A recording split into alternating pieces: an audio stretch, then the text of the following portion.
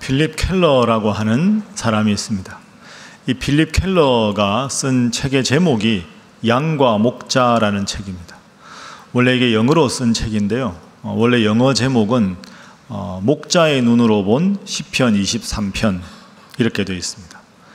이 필립 켈러는 아버지가 선교사였습니다. 그리고 어릴 적에 그가 자라던 곳이 실제로 수많은 목자들과 함께 살았습니다. 그러니까 목자가 양들을 어떻게 키우는지, 어떻게 양들을 몰고 목초지를 찾고 어떻게 양들을 보호하는지 수년 동안 그걸 보고 그 경험을 가지고 우리가 잘 아는 여호와는 나의 목자시니 내가 부족함이 없으리로다 하는 시편 23편을 제3자가 아니라 목자의 안목에서 양들을 키우는 것을 주님과 우리의 관계로 비유해서 그렇게 써놓은 책입니다. 그 책을 읽어보면 우리가 잘 몰랐던 그 이스라엘 그쪽 지역의 양들의 특성을 아주 많이 알 수가 있습니다. 그 중에서 두 가지만 제가 여러분에게 한번 소개를 해보겠습니다. 중동 지역의 양들의 특징 첫 번째는 양은 아주 나약하고 온순한 동물이다 하는 겁니다. 여러분, 우리가 다 아는 대로 양은 강한 뿔도 없고 물어 뜯을 수 없는 아주 날카로운 송곳니도 없고 뱀처럼 독이 있는 것도 아니고 사나운 발톱이 있는 것도 아닙니다. 거기다가 이제 양들이 풀을 뜯다가 멀리서 사자나 호랑이 같은 이런 육식동물이 오면 도망을 가야 되는데 이 양에게 치명적인 약점이 있는데 지독히 눈이 잘 안 보입니다. 양은 10m가 넘어가면 안 보입니다. 그러니까 맹수가 다가오면 미리 알아서 도망을 가야 되는데 눈이 안 보이니까, 눈은 장식품이죠. 그러니까 도망을 못 갑니다. 설령 거의 접근했을 때 도망을 가려면 빨리 달려야 되는데 양은 발목이 약합니다. 빨리 달리면 발목이 자주 부러집니다. 참 나약한 동물이죠. 얼마나 온순한 동물이냐 하면 아무리 그래도 보통의 동물들을 이렇게 사냥하거나 아니면 죽일 때는 마지막에 막 발버둥을 심하게 치지 않습니까? 그런데 양은 죽을 때까지 그냥 그저 온순하게 죽음을 받아들입니다. 그래서 구약 성경에도 보면 하나님 앞에 제사를 지낼 때 제일 많이 쓰는 동물 중에 하나가 양입니다. 제물로 바칠 때조차도 죽음에 대해서 전혀 발버둥 치지 않고 그대로 받아들이기 때문이죠. 하나님께 드리는 제사뿐 아니라 다른 신에게 제사를 지낼 때도 그래서 전통적으로 양을 많이 쓰는 이유가 여기에 있습니다.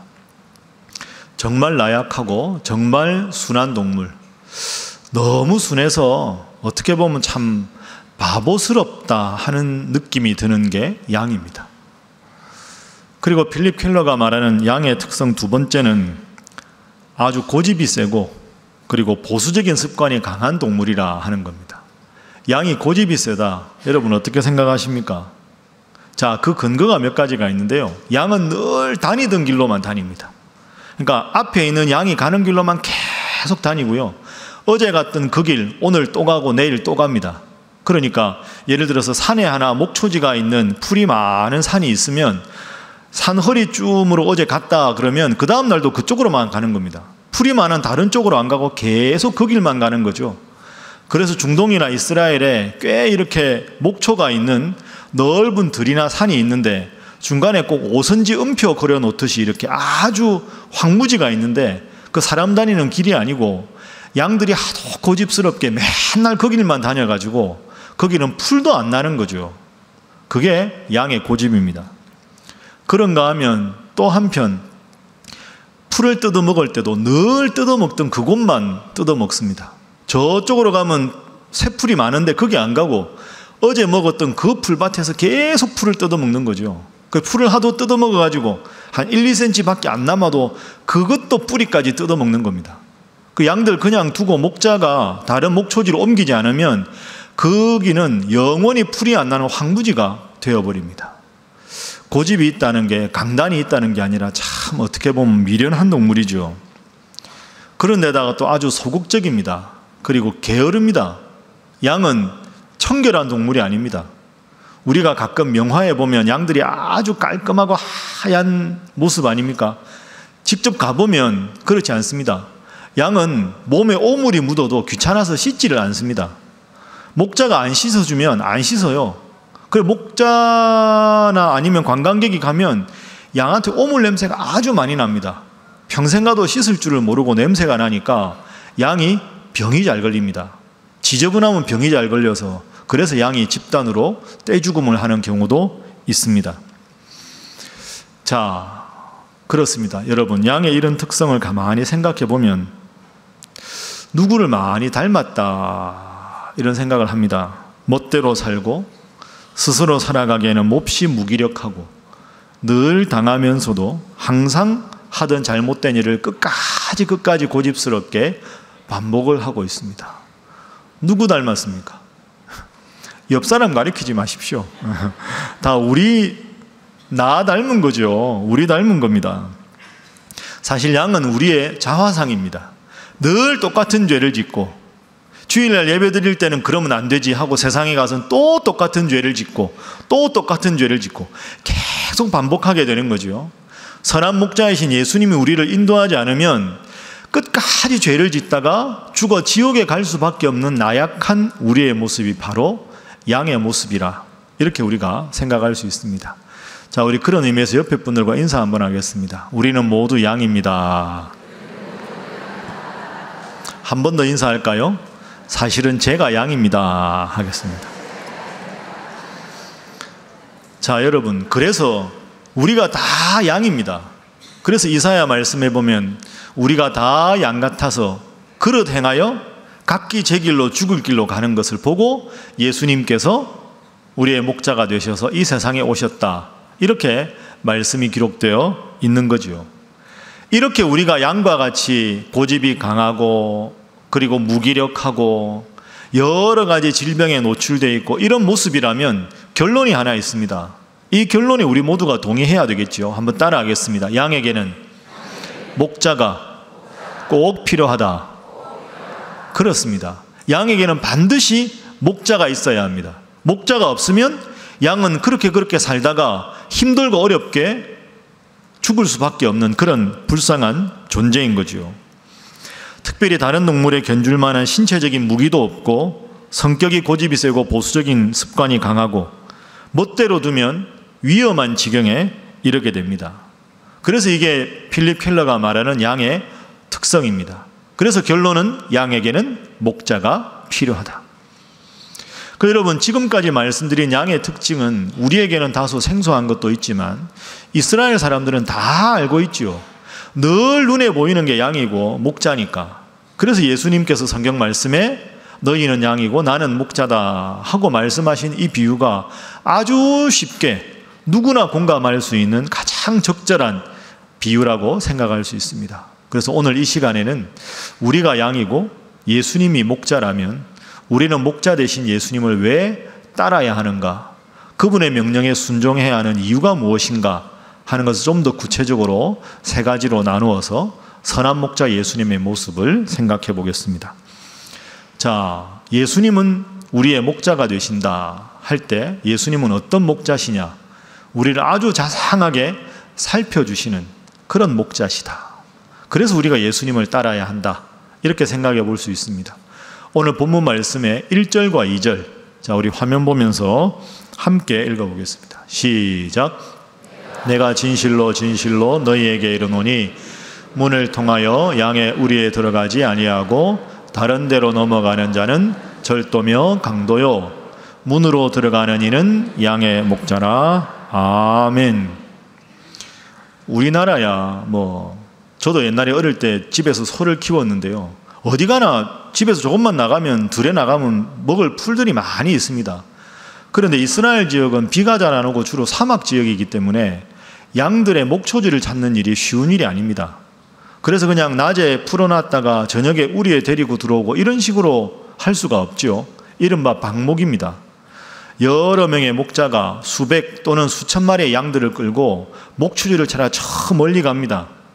그래서 목초지를 발견하면 이쪽 목초지에서 양의 풀을 뜯기고 또 내일은 저쪽으로 가고 그쪽 풀을 다 먹으면 그 다음 주에는 저쪽으로 가고, 그러다 보니까 몇 주씩 몇 달씩 집을 떠나서 저 먼 곳에서 양들을 먹이게 됩니다.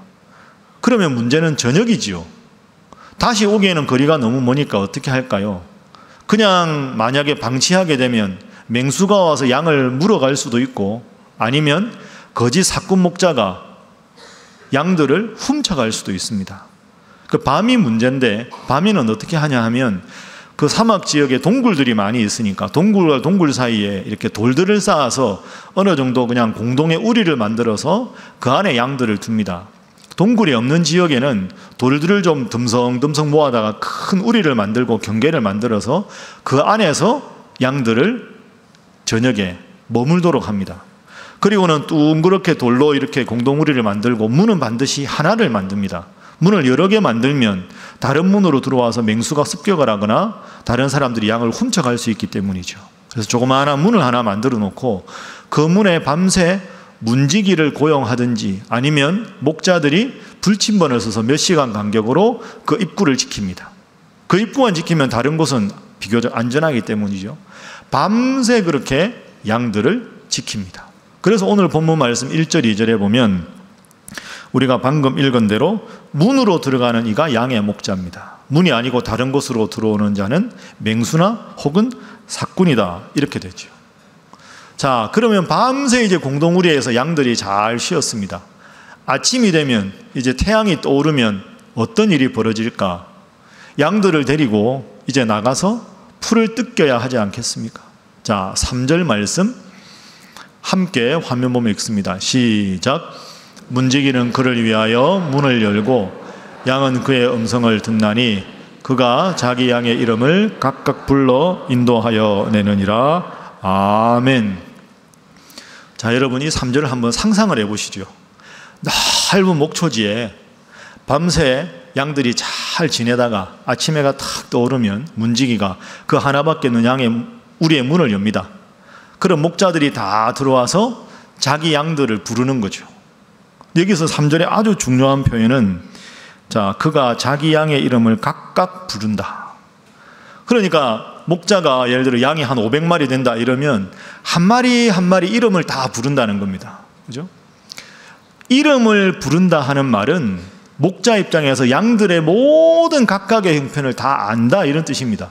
자, 우리 집 양들 집합해라, 이게 아니라 하나하나 양들의 이름을 불러가면서 그 특성을 다 파악하고 있다.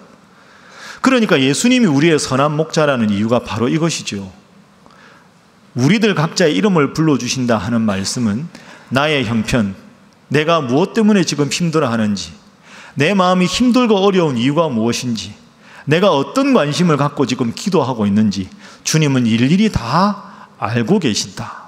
자상하게 우리를 살펴주시는 선한 목자 예수님이시다, 이런 뜻입니다. 한번 따라하겠습니다. 목자이신 주님은 내 이름을 알고 계신다. 이게 얼마나 은혜롭습니까? 다 여러분들 함께 예배드리는데 여러분 성함을 한 분 한 분 불러가면서 내가 너를 안다, 내가 너를 안다. 목자가 각각의 양의 이름을 부른다. 여기에 담긴 소중한 뜻입니다. 여러분 아시는 대로 저는 금요일 날 오후에 제가 근무했던 신학교에 수업을 하러 갑니다.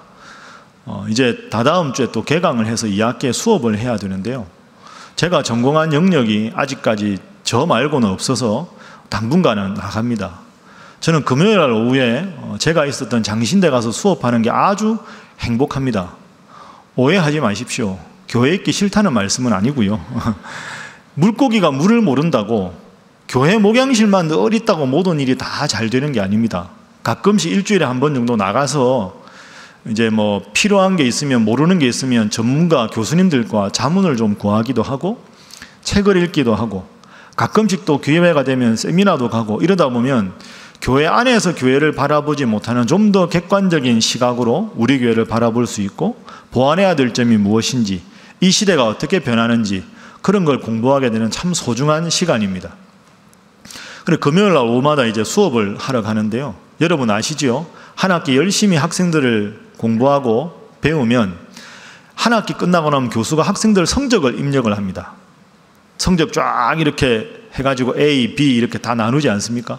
그걸 인터넷으로 다 입력을 해놓으면 방학 때 학생들이 성적을 확인합니다. 그 얼마나 학생들이 긴장될까요? 성적이 좋아야 취업도 되고 뭐 신학생들이야 다 교회로 가는 거지만 장학금도 받을 수 있죠. 거기까지는 좋은데요. 요즘에는 학생이 교수를 평가합니다. 그게 이른바 강의평가라는 거죠. 학생들이 방학이 딱 되면 자기가 들은 과목에 대해서 그 과목을 가르친 교수님을 평가합니다. 이 과목은 강의계획표에 의해서 적절하게 운영되었습니까? 교수는 학생의 질문에 자상하고 성실하게 대답했습니까? 이 강의를 다른 학생에게 추천할 용의가 있습니까? 교수는 이 분야에 대해서 상당한 전문적인 식견을 가지고 있습니까? 그 항목이 10개거든요. 그 항목에 일일이 학생들이 평가를 다 합니다. 그래서 방학하고 한 달 반 정도가 지나면 이메일이 하나 딱 날아옵니다. 배요한 교수님, 이번 학기 무슨 과목? 전체 교수 평균 점수 몇 점? 배요한 교수 몇 점? 아, 그게 기분이 이상합니다. 성적 받는 느낌이 드는 거죠. 그나마 불행 중 다행인 건 제가 학교 다닐 때, 학교에서 이제 교수로 있을 때 강의 평가가 그렇게 나쁘지는 않았습니다. 그거 나쁘면 참 마음이 힘들거든요. 그래서 제가 이제 후배 교수일 때 선배 교수들이 가끔 이제 그렇게 묻습니다. 배 교수는 강의 평가 점수가 어떻게 그렇게 좋아요? 제가 정말 좋아서가 아니고 그냥 후배 교수 격려하느라 신학교 교수님들 다 강의 잘 하시거든요. 강의 평가 점수가 어떻게 그렇게 좋아요? 뭐 이렇게 가끔씩 이제 저한테 말씀하시는 분이 있습니다. 비결이 뭐예요? 강의 평가 점수 잘 받는 비결이 뭘까요? 뭐 딱히 있습니까? 열심히 가르치면 되지. 비결은 아닌데요. 제가 학생들한테 가르칠 때 꼭 저 스스로 약속해서 2가지 하는 게 있습니다. 첫 번째는 저는 강의할 때 10분 전까지 강의실을 갑니다. 보통은 학생들이 먼저 가고 시간 되면 교수가 가는 거죠. 근데 저는 그건 아니라고 생각합니다. 학생들이 제 수업을 선택해 주었는데 교수가 미리 가서 준비하고 학생들을 맞이하는 게 맞는 거죠. 10분 전에 가서 꼭 필요한 건 노트 좀 해놓고요. 그 다음에 미리 발제 준비하는 학생들 필요한 거 없는지 확인해주고 또 수업 때 일찍 들어온 학생들하고 이야기도 좀 하고 그리고 수업 때 읽을 에세이들 미리 읽은 거 있으면 체크해주고 그런 일들을 합니다. 2번째가 저한테는 더 소중한데요. 2번째로 제가 꼭 하는 일은 개강하기 전에 수강 신청을 하면 그 학생들 이름과 얼굴을 따로 다 외우는 겁니다. 요즘에는 인터넷으로 하기 때문에 제가 인터넷으로 들어가면 제 과목을 듣는 학생들의 전공, 학년, 이름, 사진, 전화번호까지 다 교수가 볼 수 있습니다. 그걸 핸드폰으로 미리 촬영을 하는 거죠. 심심하면 그 이름을 외웁니다.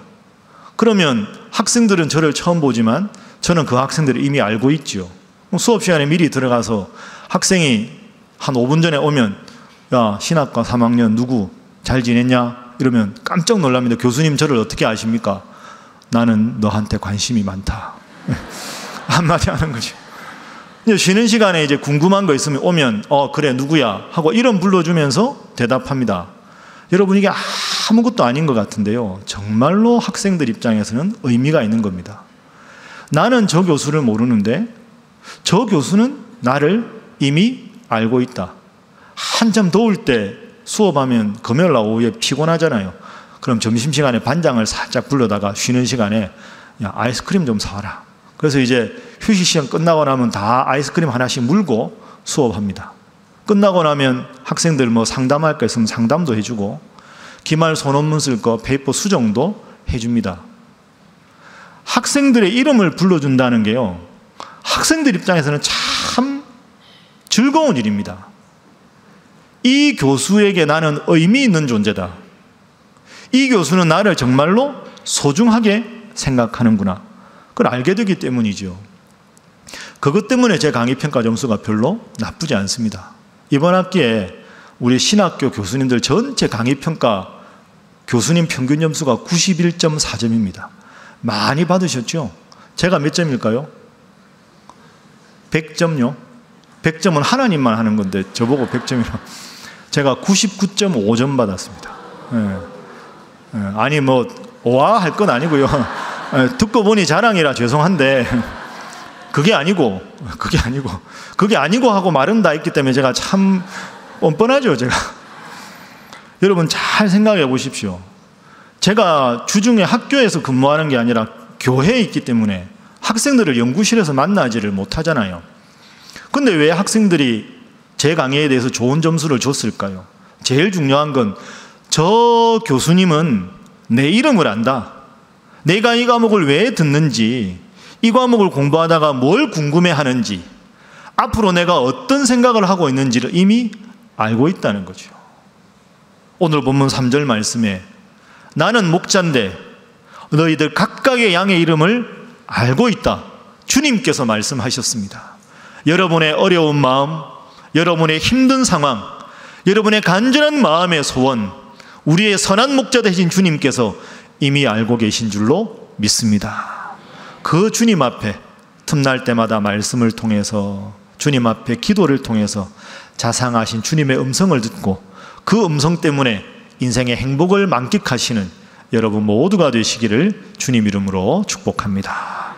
옆에 분들과 인사 한번 하겠습니다. 주님은 참 자상하신 분입니다. 자, 한 번 더 하겠습니다. 주님 앞에 늘 기도하시기 바랍니다.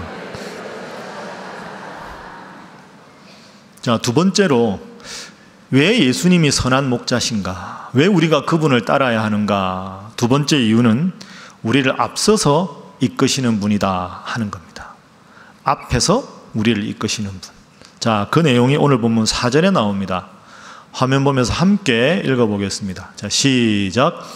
자기 양을 다 내놓은 후에 앞서가면 양들이 그의 음성을 아는 고로 따라오되 아멘. 자, 아침에 이제 문으로 들어가서 목자가 양들의 이름을 각각 다 부른 다음에 양들에게 자, 우리 양들아 이제 가자 하고는 앞장서서 목자가 갑니다. 그러면 목자를 따라서 모든 양들이 쭉 줄을 서서 쫄래 이제 목초지로 가는 거죠. 생각해보면 참 평화롭고 그 참 행복한 그런 모습이라고 생각할 수가 있습니다. 한참 전에요. 아주 오래전인데 리더스 다이제스트라는 잡지에서 조그마한 글이 하나 있는데 아주 재밌는 글이었습니다. 그 글의 제목은 서양 목동, 동양 목동입니다. 서양의 목동하고 동양의 목동을 비교하는 글이었습니다. 여러분, 서양의 목동이나 목자, 동양의 목동하고 목자가 그 글에 의하면 다른 점이 있다는 거죠. 한마디로 이렇게 정리합니다. 서양의 목동들은 양을 몰고 가고 동양의 목동들은 양을 인도해서 간다. 서양의 목동들은 양을 몰고 가고 동양의 목동들은 오늘 본문의 예수님처럼 양을 인도해서 간다. 자, 여러분 생각해 보십시오. 목자와 양이 있는데 양을 몰고 간다. 목자가 하는 말은 목자가 양의 앞에 있나요? 뒤에 있나요? 뒤에 있는 거죠. 뒤에서 몰고 가는 겁니다. 이건 기본적으로 생각해 보면 목자가 양을 믿기가 어렵다는 거죠. 앞에 가다 보면 저 뿔뿔이 흩어질 것 같으니까 뒤에서 딴 데 보고 딴 데 새길로 새는 양들은 지팡이와 막대기로 쳐가면서 앞으로 몰아서 함께 가게 하겠다. 이런 생각입니다. 그런데 동양의 목동들은, 그리고 성경에 오늘 예수님의 모습은 그게 아닙니다. 목자가 양을 인도한다. 이러면 목자가 양의 앞에 있습니까? 뒤에 있습니까? 앞에 있는 거죠. 앞에서 인도하는 겁니다. 앞에서 인도하면서 쭉 가면 선두에 선 양부터 쭉 줄을 서서 그 목자를 따라간다 하는 거죠. 그런데 여러분, 양들 중에서 다 말 잘 듣는 양이겠습니까? 말씀꾸러기 양도 있고 하여튼 빼딱하게 저 새길로만 자꾸 가려는 양들도 있고 옆에 있는 양 툭툭 쳐가지고 아주 짜증나게 하는 양들도 있을 텐데 목자가 앞에서 인도한다. 이게 아주 중요한 의미가 있습니다. 나는 선한 목자다. 너희들 각자의 형편을 이름 불러가며 알고 있다. 그리고 양들아, 내가 너희를 믿은 것처럼 너희도 나를 믿어야 한다. 이런 의미가 있습니다. 여러분, 목자가 양을 못 믿으면 앞에서 인도하겠습니까? 새길로 빠지면 어떡하라고요? 그러니까 지금 이 예수님이 선한 목자라는 말은 내가 앞에서 인도할 테니 너희들 딴 데 가고 싶어도 다 나 따라올 거지. 내가 너 믿을 거야. 이런 믿음이 전제된 겁니다. 여러분, 이걸 영적으로 오늘 우리에게 한번 적용을 해보시죠. 우리가 하나님 앞에 나와 예배를 드리지만 때로는 하나님 믿는 신앙이 흔들릴 때도 있고 때로는 다른 곳에 기웃기웃하고 싶을 때도 있고 때로는 기도조차 안 나와서 하나님을 원망하는 순간도 있지 않습니까? 그런 순간에도 목자이신 우리 예수님은 나는 너를 믿는다. 나는 너를 응원한다. 내가 힘들고 어려워서 지금 곁길로 갔지만 그러다가 방황하다가 다시 나를 따라 올 때까지 나는 너를 기다리겠다. 나는 너를 믿는다. 나는 너를 응원한다. 이런 말씀이 전제가 되어 있습니다. 사랑하는 여러분, 그렇습니다. 주님은 우리를 믿으시는 분입니다. 우리가 때로 곁길로 가서 방황해도 언젠가는 다시 주님께 돌아오기를 두 팔을 벌려서 기다리시는 자상하신 주님, 우리를 끝까지 부족함에도 불구하고 믿어주시는 주님, 이제는 더 이상 곁눈질 하지 마시고 그 주님만 따라 우직하게 따라가시는 여러분 모두가 되시기를 주님 이름으로 축복합니다. 옆에 분들과 인사하겠습니다. 주님만 따라가시기 바랍니다. 한 번 더 할까요? 곁눈질 하지 마시기 바랍니다. 하겠습니다.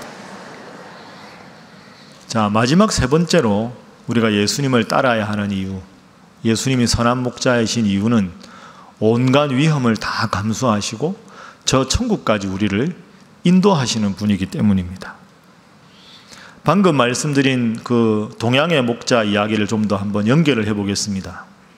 수백 마리의 양들이 있는데 제일 앞에 목자가 양들을 인도합니다. 그것은 말씀드린 대로 양들을 믿는다 하는 의미도 있지만 더 중요한 의미가 있습니다. 그것은 이 양들이 위험을 당할 때 목자가 먼저 모든 위험을 감당하겠다 하는 의미가 있지요.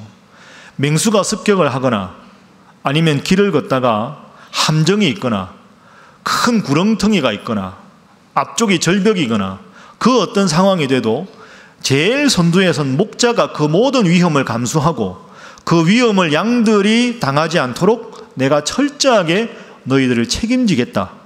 그 의미가 있는 거죠. 그래서 선한 목자 예수님이 양들보다 앞장서서 양들을 인도하신다. 이 의미가 있는 겁니다. 자, 그래서 오늘 본문 말씀 우리가 읽은 말씀 중에서 맨 마지막 15절에 주님께서 참 귀한 말씀을 우리에게 주십니다. 함께 화면 보며 읽어봅니다. 시작. 내가 아버지를 아는 것 같으니 나는 양을 위하여 목숨을 버리노라. 아멘. 한번 따라하겠습니다. 나는 양들을 위하여 목숨을 버리노라. 여러분 믿습니까? 이게 얼마나 귀한 말씀입니까? 우리들 각자의 이름을 다 불러주시고 우리들 인생길의 앞에서 어려움 당하지 않도록 우리와 함께 해주시고 우리의 인생에 큰 어려움이 오면 내가 목숨 걸고 너희를 지켜주겠다 말씀하시고 실제로 십자가에서 우리의 죄를 위해서 죽어주신 분, 내가 왜 선한 목자인지 아느냐, 나는 너희 양들을 위해서 죽을 준비가 되어 있다 말씀도 하셨고 직접 십자가에서 우리를 위해서 죽어주신 분, 그래서 예수님이 선한 목자고 우리가 예수님을 따라야 하는 이유가 됩니다. 제가 설교 마치면서 여러분에게 한 가지 질문하겠습니다. 마음으로 한번 진지하게 대답해 보십시오. 여러분은 지금 인생에 가장 중요한 1순위로 누구를 따르고 있습니까? 여러분은 과연 무엇을 삶의 1순위에 두고 따르고 있습니까? 돈일 수도 있고 명예일 수도 있고 지위일 수도 있고 자녀일 수도 있고 어떤 나의 궁극적 관심이 있겠지만 여러분 그것이 여러분의 인생을 보장해 주나요? 돈 때문에 괴로워하고 죽어가는 사람들이 얼마나 많이 있습니까? 인생이 주인인지 돈이 주인인지 명예가 주인인지 내 인생이 주인인지. 주님이 왜 선한 목자냐? 나는 너희 인생 앞에서 모든 위험을 내가 다 감당하겠다. 내 목숨을 걸고 너의 각자의 이름을 불러가며 너의 모든 형편을 살피며 내가 너의 목자가 되어주겠다. 내가 너의 선한 목자가 되어줄 테니 너는 나의 명령만 따르는 선한 양이 되어다오. 이게 우리 예수님의 말씀 아니겠습니까? 아침에 눈 뜨면 누가 뭐라 해도 맨 먼저 오늘 읽을 말씀을 읽고 그 말씀 붙잡고 기도하고, 인생을 살아가다가 때로 힘들고 어려운 일 만나면 푸념하고 한숨하고 다른 사람들에게 매달리기 전에 나도 모르게 무릎 꿇고 기도하는 것, 그게 예수님을 선한 목자로 모시고 살아가는 것 아니겠습니까? 여러분, 제가 목사라서 여러분이 예배당에 와서 예배를 드리기 때문에 예수님을 따르라는 게 아닙니다. 예수님이야말로 여러분 각자를 사랑하셔서 십자가에 죽으실 정도로 가장 여러분을 사랑하는 분, 여러분을 위해서 모든 것을 내어주셨고 지금도 한없는 사랑으로 여러분의 모든 어렵고 힘든 사정을 들으시고 응답해 주기를 원하시는 분, 그분이시기 때문에 그분을 따르는 것이 우리 인생의 가장 큰 행복인 줄로 믿습니다. 말씀을 정리하겠습니다. 제가 앞서 양들의 특성에 대해서 여러 가지 말씀을 드렸는데요, 그런 부족한 점에도 불구하고 양이 정말 뛰어난 게 하나 있습니다. 다른 동물보다 가장 뛰어난 특성, 그게 뭐냐 하면 청력입니다. 듣는 것에 있어서 가장 정확하고 예민한 동물이 양입니다. 그래서 아까 말씀의 3절에 그죠? 목자가 각각의 이름을 부르면 양들이 자기 목자의 음성을 듣고 그 음성을 듣고 목자를 따라갑니다. 그래서 양은 다른 사람이 와서 부르면 절대로 따라가지 않습니다. 심지어 다른 목자가 불러도 자기 목자의 음성이 아니면 따라가지 않습니다. 자기 목자의 음성에만 반응하고 따라갑니다. 그래야 양들이 행복하게 살아갈 수 있습니다. 말씀을 통해서 목자 되신 주님의 음성을 확인하고, 기도를 통해서 목자 되신 주님께서 원하시는 바를 마음속에 항상 확신하고, 주님과 더불어 날마다 살아가셔서 항상 주님 때문에 행복하시고 주님 때문에 기뻐하시는 우리 사랑하는 신일의 모든 성도들이 되시기를 주님 이름으로 축복합니다. 기도하겠습니다.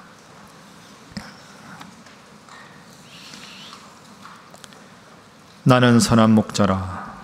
나는 내 양을 알고 양도 나를 아는 것이니 나는 양을 위하여, 나는 너를 위하여 목숨을 버리노라. 아멘. 사랑의 하나님, 오늘도 이 세상 속에서 길을 잃고 헤매는 어리석은 양과 같은 저희들을 친히 인도해 주시고 오늘도 이 자리에 불러주셔서 감사합니다. 선하신 주님 앞에서 말 잘 듣는 어린 양이 아니라 때로는 좌충우돌하고 때로는 곁눈질하고 때로는 저 먼 길로 방황하다가 다시 이 자리에 왔사오니 주님, 저희를 불쌍히 여겨 주옵소서.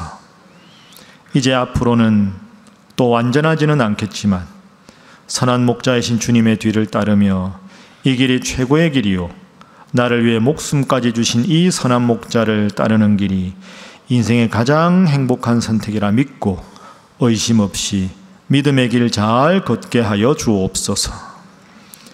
그 길이 때로 외로울까 봐 이렇게 좋은 교회와 좋은 성도들을 주셔서 감사합니다.